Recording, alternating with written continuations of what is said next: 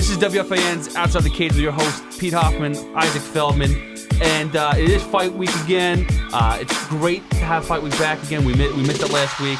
But we are honored right now to have in studio with us who is headlining this Bellator 185 at Mohegan Sun this Friday, October 20th. The Dreamcatcher. Gegard Mousasi. Gegard, thank you so much for stopping by. We appreciate the time. And just to get right into it, because Bellator is seriously just taking over as far as the names. They are the New York Yankees right now of MMA. They're just signing contracts, signing these big names to their promotion. How does it feel to be that next name that they signed and now that are headlining a huge card coming up 185? Well, I think the difference with Bellator is fighters first and then the Bellator brand. And I think the difference with UFC is first the UFC and then the fighters. And once you see all these big names, even if they're not in their prime, coming to Bellator, you will have matchups where you can, let's say, Chael Sonnen fights an unknown name. But if the guy beats Chael Sonnen, he's going to make a name for himself. So once the names are slowly coming to Bellator, Bellator is going to compete. I feel it's a matter of time. And the fighters feel better treated also in Bellator. So now I kind of want to get into that because you said, I've heard your interview with Ariel, which you're going to go see him today later on after us. But you said that Dana White never really treated you that bad. UFC didn't treat you bad, but you've had that relationship with Scott Coker in the past. So did it make you feel more comfortable? Like, you know what? I just know what to expect. I know how to be treated, and Scott's got to do it. Yeah, definitely. I think how Scott Coker treats fighters come from his K1 days. When K1 was around, the fighters were the number one guys in the organization, and then so that's the way he treats fighters. And I never had a bad experience in UFC. Well, bad experience. Sometimes you feel mistreated. Go into it. Listen, be my guest. Go into it. What was there a bad moment that you had when UFC? Mr. Dan Mergliata. Well, no, but fair treatment sometimes. Like the Reebok deal when they installed it, I think they took money out of fighters' pockets and stuff like that. When as a fighter, you need to make a living. So those things doesn't gonna. You have to have happy fighters. And that's what I believe in Bellator is happening. Fighters are happy. They don't complain. That's the difference. Again, we're being joined in studio by Gegard Mousasi. He fights Alexander Shlemenko this Friday. He's kind of like the Robbie Lawler type, not just with the shaved head, but with the brawl and the loose boxing. It's going to be a fantastic fight. I hope Gegard keeps his standing. You got great ground game and a great jiu-jitsu. What do you plan to do against Alexander this Friday? Oh, Alexander Shlemenko is a tough opponent. I think toughness is a good word. That's his most strongest point, I believe. He's not the most crisp or technical striker, but he comes to fight. That's why I know it's going to be a good fight. Even if I don't like to, he's going to make it a fight. And but I feel like I'm physically, technically, everywhere the fight goes, I'm the superior fighter. And I have the speed advantage, the reach advantage, the technical striking advantage. So if I choose to fight stand up, I believe I can beat him. And if I go take him down, I can beat him there too. Don't get too laid back, man, because we've seen the UFC fighters come over to Bellator with Lorenz Larkin, Benson Henderson. Even though Bader got a win, it's like you say, Coker's treating you guys comfortably. I hope he's not getting you guys too fat because the losses are showing, man. We just see Benson lose to Pitbull. We just see Larkin lose to Lima in our backyard at MSG. How do you stay motivated? Obviously, a lot more people know UFC, but Bellator, man, they're signing the names like my man said, like the Yankees. But how do you stay motivated and make sure that you grab the belt this Friday from Alexander? Fight is a fight. The organization doesn't mean that they have the best fighter. Like even when the Strikeforce guys went to UFC, a lot of them became champion. Daniel Cormier, Luke Rockhold, you name them, they all became champions. Verdum. So it doesn't say a lot. My goal is I train really hard for this fight. I'm in great shape. Actually, I feel I'm in better shape. I'm also a little bit stronger, I believe, because I'm going to cut a little bit more weight. I haven't underestimated because, like I said, I felt like I've been treated well. They brought me in to kill this guy, I feel. So I have to deliver. If I come and have Putin's telling him to kill you. I feel pressured because I need to perform. I'm confident, but I feel pressure. So I know I'm gonna perform, but they brought me in, so I have to do good. So they gave me a good, fair treatment. So I'm gonna do my part, and that's winning the fight and give the fans an exciting fight. Now, again, at Mousasi_MMA, being joined by Gegard Mousasi. What else did Bellator promise you? Because I'm always curious about that. Because the one thing about UFC, we saw you on the rise. Listen, there was the controversial end finish to the Chris Weidman fight that kind of maybe left on a sour note to fans, to you possibly. I don't know how you feel about that, but you were the ranked 4, I believe, at that point in time when you left. I mean, you're right. You were right there for a title shot.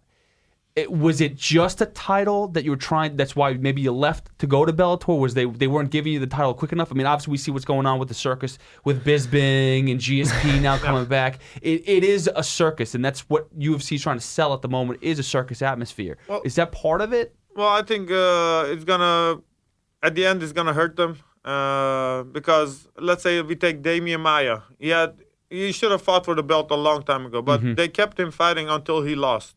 Now he's not fighting for the belt. It's same with Yoel Romero. He was on a great winning streak. They kept him fighting until he lost. So he's not going to get his title shot.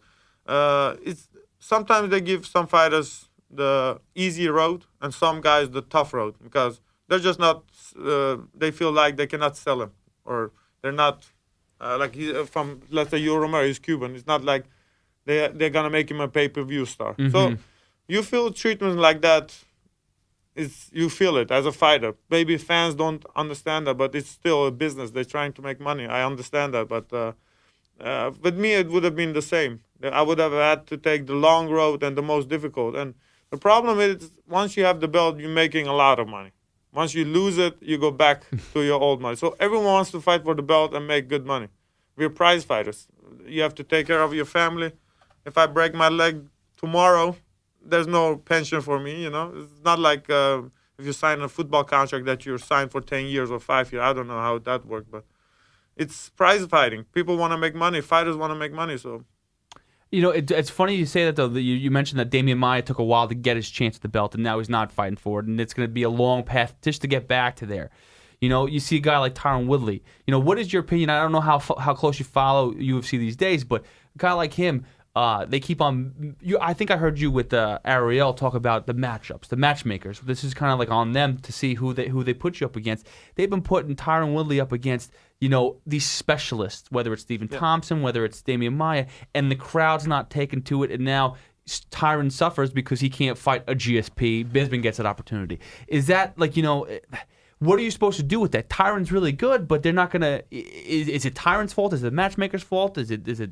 No, let's say Tyron Woodley is gonna be cautious because let's say when he fights Damian Maia, let's say he goes and leaves it all out in the cage. He goes and go crazy and he loses. He's gonna lose his championship. He's gonna make tons of less money. So of course he'd rather have a boring fight and keep making money than lose it all and just leave it all in the. So I think maybe the system has to be different. If you have a big name, if you have title or not, you should get paid as well. But so it's like a carrot. Everyone is chasing that carrot, and that's the belt. That's what everyone is talking about. I want to be champion. At the end of the day, whoever has the belt is not the best fighter. It's just a plastic thing, I hope it's not plastic. It's plastic. It's plastic that brings a lot of greed. It brings a lot of greed. It. That's why Daniel Cormier was like, I lost the belt, but John Jones, thank you for popping. He's like, it's coming right back. Yes. Again, we're being joined by Gegard Mousasi in studio, fighting this Friday, October 20th. Mohegan Sun? Yes. Mohegan Sun in Connecticut. Alexander Shlemenko, he's a brawler. I hope you don't take it to the ground. Obviously, we saw what you do with the gift wrap to Uriah Hall. We've seen great jiu-jitsu off your back and strike force to get back to your feet. Keep it brawling, man. I loved your quote. Man, if they gave me Bisping, I would box his face off. I would jab his face off. Because you have one of the best boxing in middleweight and MMA overall. But I want to know, you said you're walking around at a heavier weight. How much do you weigh right now? This is the Monday. I was 206 last this Monday. So that's the heaviest I was for cutting weight. But I'm already down at 200 pounds. So. Wow. Yeah. So it's going fairly easy. I will make weight easily. I'm professional. One of the things that I have to make weight.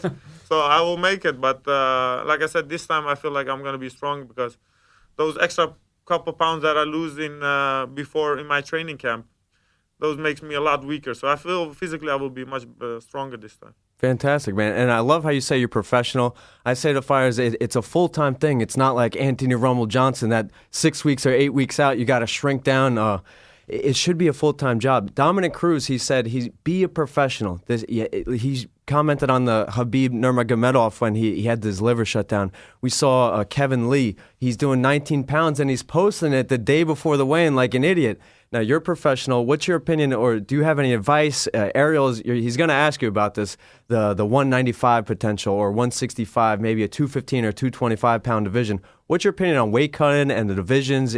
Are fighters being not as professional, as you say? Well, I heard one time Johnny Hendricks, nothing to but he said, I'm gonna eat the burger, but I'm gonna leave the fries. So, to make the weight. So nothing against the guy, but I mean, of course, then you will have difficulties to make weight. I think if you take your time and you're serious about it, you should be able to know. You know your body best. You've done this for years.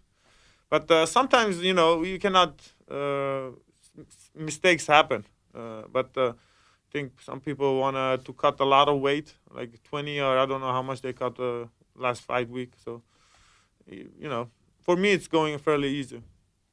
You made note that, the middleweight is your goal right now, but you're thinking about going up in weight size as well to win multiple belts. Whoop Bader's ass? Is that what we got? Yeah, Ryan Bader, but first Shlemenko, and then I have my eyes on the middleweight division. And then Rory McDonald suggested he wanted to come to middleweight. I like the fight. And light heavyweight, there's plenty of big names. They have Ryan Bader, Quinton Jackson, King Mo, Wanderlei Silva, Chael Sonnen, you name it. Those are all big names. Does Bellator come to you and say, listen, it's not just about the belt. We understand that you want the belt. It's a good opportunity for you because that brings the money. But the super fight is where it's at too. We understand. We understand that the Rory McDonald is that something that they came to you with, or was that something that you suggested and they said we'll leave that on the table? That's something that's definitely up in the up as an option. Well, Rory McDonald suggested he wanted to go up to middleweight and fight for the belt. So obviously, me signing with the Bellator that was more intriguing and. I think it's a good fight, but just punch him in the nose, man. Eventually, it'll break. It'll break. No, I trained with Douglas Lima, the champion already, nice. And there's a big weight difference. I think it's an advantage for me. Yeah, I would think so. So those 10 pounds, 15 pounds, it's gonna make a difference a lot. What is your take on just because clean fighting is always an issue? It always pops up, the John Jones thing. That just is something that disappoints a lot of fans. I just saw an article about Russian sports and that it's not very clean, and they went through the whole Olympics and figured out how to cheat the system. And I'm not saying this fighter right here is cheating the system, but I'm saying in general, is it something that you sit there and go, I can't worry about what they're doing. I just have to take care of myself, and whether or not it's a clean fight, I just gonna go win the fight, or do you want to try to match with them? How does that work? Does it bother you at all that they're still it's still running in the system? Yeah, definitely. Because let's say just take two cars. The one is on regular fuel. The other one is on race fuel. The race fuel will win just basically because it's. Cheating is always cheating. Like I said when I fought Machida, I said the guy, I felt he was on something and he was greased up. I heard a lot of people they put oil on their body and then the next day, once they fight, it comes out. Mm-hmm. He was slippery like a fish. I took him down twice. He popped right back up like, it was crazy, stuff like that. But people say I complain because I lost. But if you get cheated and you lose, you feel like you're robbed. Like someone came in your house, they stole money from you. It's the same as fighting. It's, if I'm have to stick to some rules, the other person has to also stick to some rules. So, of course, there should be testing. And for me, it's a matter of asking the commission, or I can just ask. And this time they drug tested us both, me and Shlemenko and the co-main event guys. So, of course, we want to keep a clean fight. And I'm a clean fighter. He's clean too this time because he got tested, so should be. I don't see any difficulty because I know I'm better than him. If he's not cheating, I'll finish him in 2 rounds. Again, we're being joined by Gegard Mousasi. I just have to ask you a question about this because I believe your girlfriend is a fighter. Well, we're not friends, but yeah. What are you guys? Are you exclusive? Are you No. Just Okay. Sorry. Well, very difficult to explain. Just the weekends. Just the weekends. Do you see her Monday to Friday?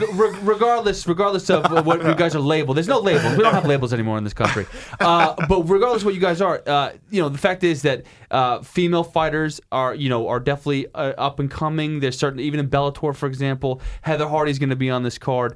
I heard that you said in the past that you're not really interested in watching them fight. There's only a few select fighters, like Cyborg, for example, someone that you want to see. What puts like a Cyborg on your spectrum of level of fighter that you want to see? Well, I think maybe I shouldn't have said those things because you have to respect the female fighters too. That what I said. Personally, I don't enjoy watching female fight, but that's my personal opinion. I know a lot of people who like it, and you have to give the respect to the female fighter because you have some very good ones. But for me, it's not. When I see someone very light female fighter, it doesn't impress me because, let's say, in nature, it's not.